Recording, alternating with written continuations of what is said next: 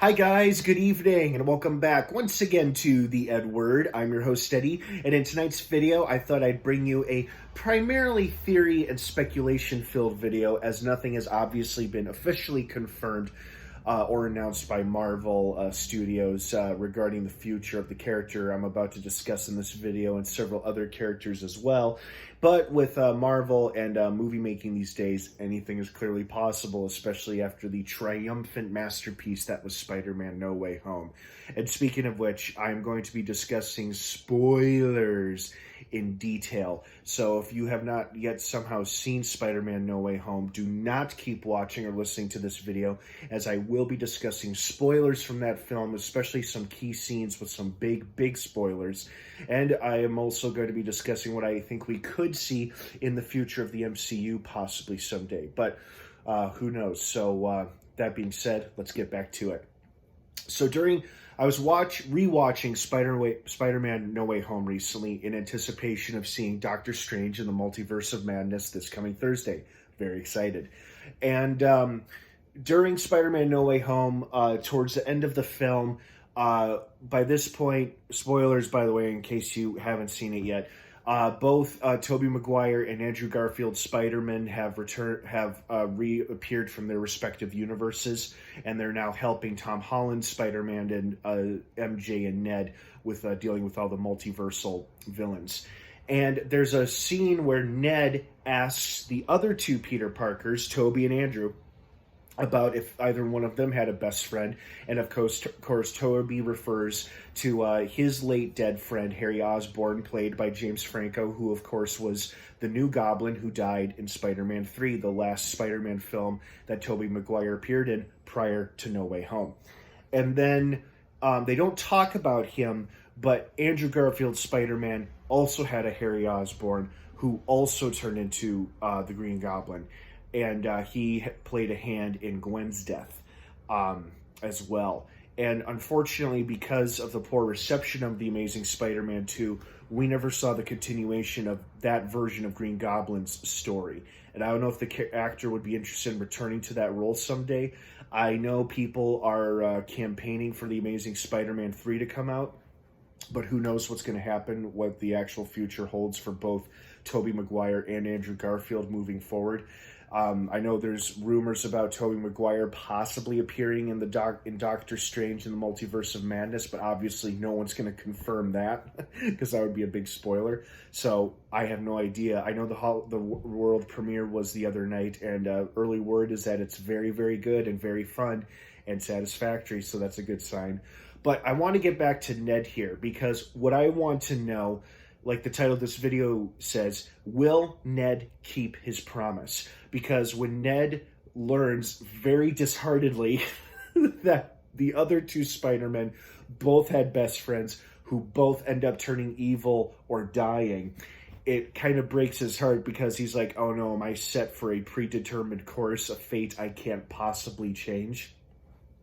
I'm wondering if Ned will truly keep his promise, by which I mean, is Marvel going to finally abandon the commonly used Spider-Man trope where his best friend or someone close to him becomes a villain? Because he wasn't particularly close to Adrian Toomes, the Vulture, or Mysterio. Both turned out to be bad guys. And obviously all the villains in this film, he wasn't close to any of them because they were all from different universes. So because the theory, I believe the theory is, because I think this was a theory for No Way Home, and obviously it didn't pan out, but a theory was that we were going to see Ned turn into Hobgoblin during this film. Obviously it didn't happen, because we had Willem Dafoe as the amazing Green Goblin, giving us all the Goblin that we could handle, which was amazing. So I'm wondering, will Marvel break that Spider-Man trope of not having Ned turn into the Hobgoblin? Or is that their plan and they're going to go through with it sooner rather than later, like for the fourth Spider-Man film, which will most likely star at least both Tom Holland and Zendaya as Peter and MJ, and hopefully the same director will return. I guess he was supposed to direct, I kind of forgot about this, I guess John Watts was supposed to direct Fantastic Four reboot, but then exited for whatever reason. But I think he's definitely coming back for the next round of Spider-Man films, at least I hope so, because he's done an outstanding job.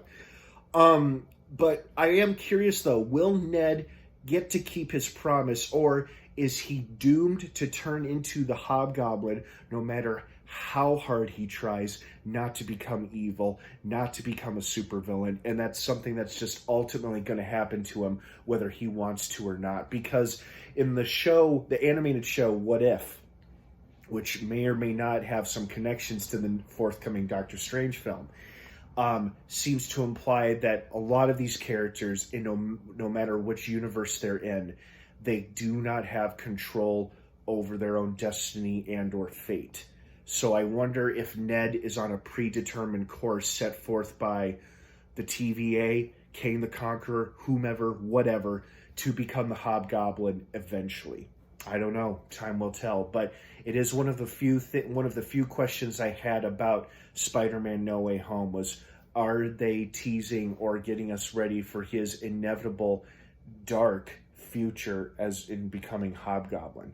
And it's a funny, cute scene, too, because he's promising his Peter, Tom Holland, that he will never betray him or turn into a villain and try to kill him.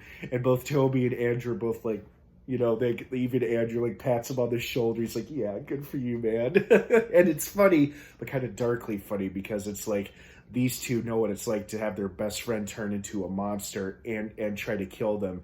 And if they're not killed by Spider-Man, they die some other way. So I wonder if Marvel's going to break that trope just to just to say, screw it, let's do something different for once, or if Ned is predetermined to become the Hobgoblin. I have no idea. I'm completely unfamiliar with the comics. I have no idea how or why he becomes Hobgoblin, and if he does, how long he remains Hobgoblin until Peter snaps him out of it, if he does at all. Or maybe Peter ends up killing him because he has no choice. We have no idea, but anything is possible at this point. After Spider-Man No Way Home, clearly anything is possible with Marvel, with Sony, with just movies in general, because a lot of films are happening out nowadays that I thought we would never see these characters or properties ever again, and here they are popping up some odd years later. So clearly goes to show you anything can happen and anything is possible in filmmaking, and that's pretty damn exciting to think about if you really think about it.